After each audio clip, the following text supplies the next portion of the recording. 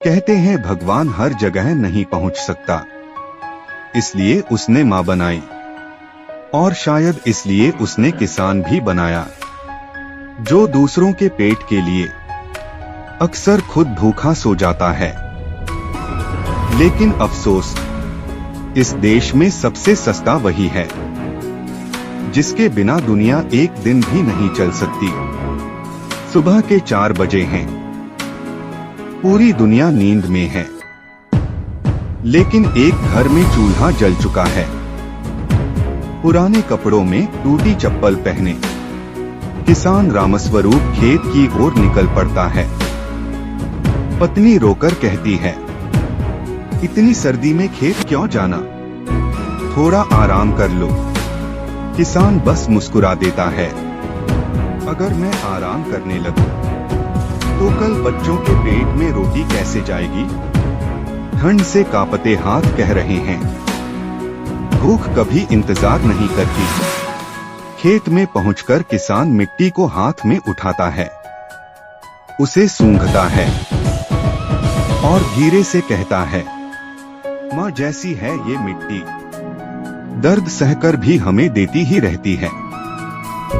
धूप सिर पर चढ़ती है, हाथों में फफोले फटते हैं, खून मिट्टी में गिरता है, पर किसान रुकेगा नहीं, क्योंकि उसके लिए रुकने का मतलब है बच्चों की भूख, और भूख कभी दया नहीं दिखाती।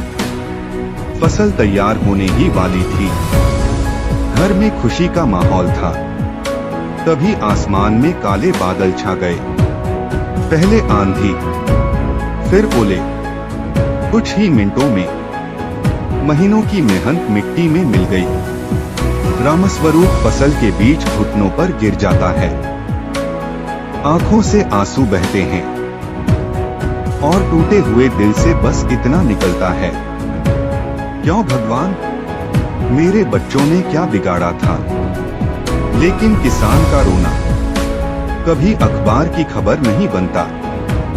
जो थोड़ा बचा उसे ट्रॉली में लादकर किसान मंडी ले जाता है, दिल में दर्द, आंखों में उम्मीद। हो सकता है इस बार दाम अच्छे मिल जाएं, लेकिन बेलदार कहता है, दाम कम हैं, लेना हो तो लो, नहीं तो आगे लाइन लंबी है। उस पल किसान की आंखें चिल्लाती हैं, मेहनत की कोई कीमत नहीं। लेकिन वो चुप रहता है, क्योंकि उसके पास लड़ने की ताकत नहीं, सिर्फ जीने की मजबूरी है। घर लौटकर किसान जेब से कुछ नोट निकालकर पत्नी के हाथ में रखता है। पहले बच्चों की फीस भर देना। माँ दवाई मांगती है, वो मुस्कुरा देता है, ये ले माँ, बस दुआ कर देना अगली फसल ठीक हो। फिर अपनी जेब देखता है, सिर्फ 50 रुपए। इतनी मेहनत, इतना दर्द, और बदले में बस 50 रुपए। लेकिन फिर भी उसके चेहरे पर खुशी है, क्योंकि उसके लिए कमाई का मतलब जेब भरना नहीं, परिवार का मुस्कुराना है।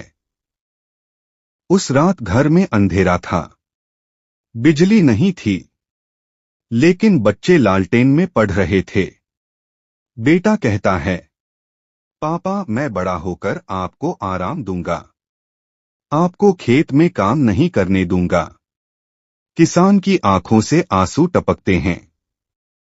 वो बेटे को सीने से लगाकर कहता है, बेटा मैं मेहनत करूंगा, तू बस उड़ान भरना। तुझे उड़ते हुए देखना ही मेरे लिए सबसे बड़ी अमीरी है। जब भी आप एक रोटी खाते हैं, याद रखिए, ये सिर्फ गेहूं नहीं, किसान की टूटी कमर, फटे हाथ और बहे हुए आंसुओं का नतीजा है। किसान कभी शिकायत नहीं करता, सिर्फ चाहता है सम्मान और पसीने की सही कीमत, क्योंकि वो सिर्फ फसल नहीं उगाता, वो देश की सांसें उगाता है। किसान जिंदा रहेगा तो देश जिंदा रहेगा। किसानों को बचाइए, उनका सम्मान कीजिए। अगर आप भी मानते हैं कि किसान धनवान नहीं पर सबसे बड़ा इंसान है, तो ये कहानी साझा कीजिए ताकि हर दिल में सम्मान उगे, ठीक वैसे ही जैसे खेत में फसल उगती है।